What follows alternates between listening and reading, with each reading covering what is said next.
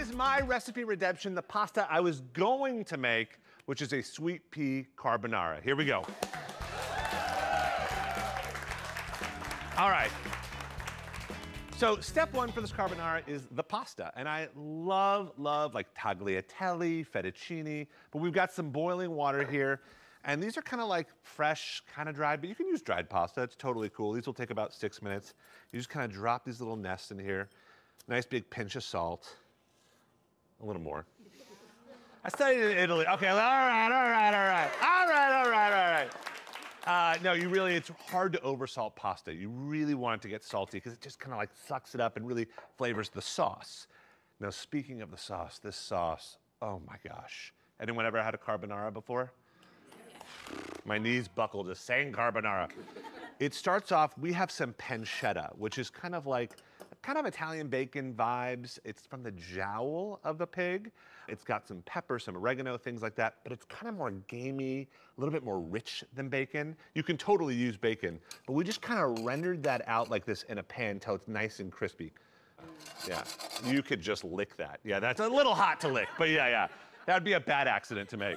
And I'm just gonna toss this pasta real quick. And to prove this, that chefs, cookbook writers, food writers, we mess up the most, we actually have one of Seattle's most celebrated cookbook authors. She's also the food stylist of Homemade Live. Give it up for Ashley Rodriguez. Thank you.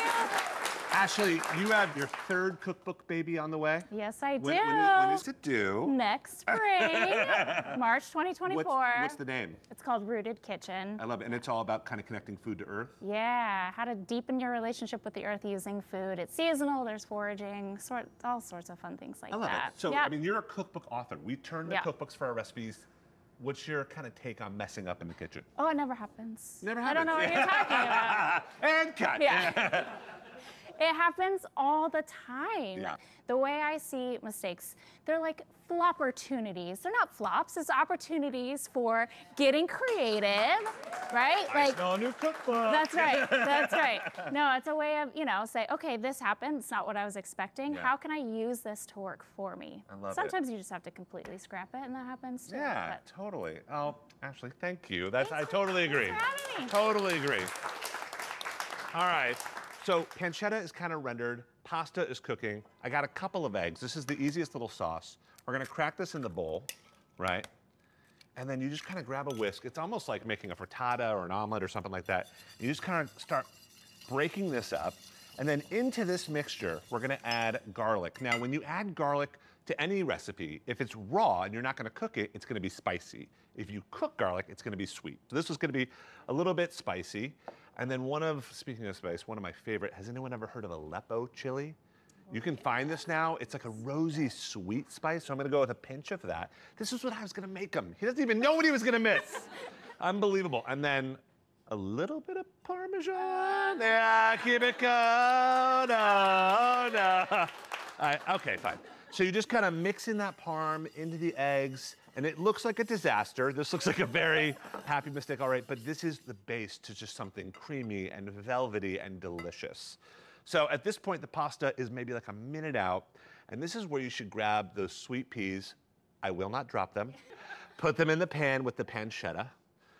And honestly, just as a single dish, this pancetta and peas, I mean, with a little bit of salt and Parmesan on top of that, I mean, that next to Thanksgiving, next to any meal would be delicious. So those are kind of on standby. Everyone with me so far?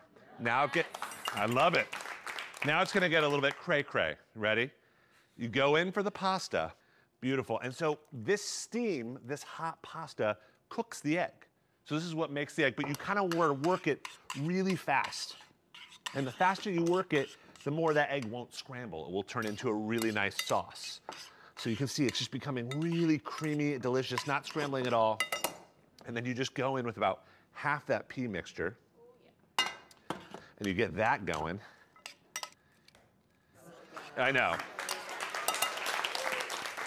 And then you just grab a big bowl, and this pasta, the way that you should always serve pasta is to kind of grab it, twist it, so it kind of goes up.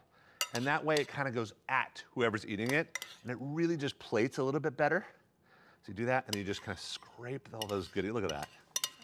See how creamy? Looks so good. A little bit more parm, a little bit.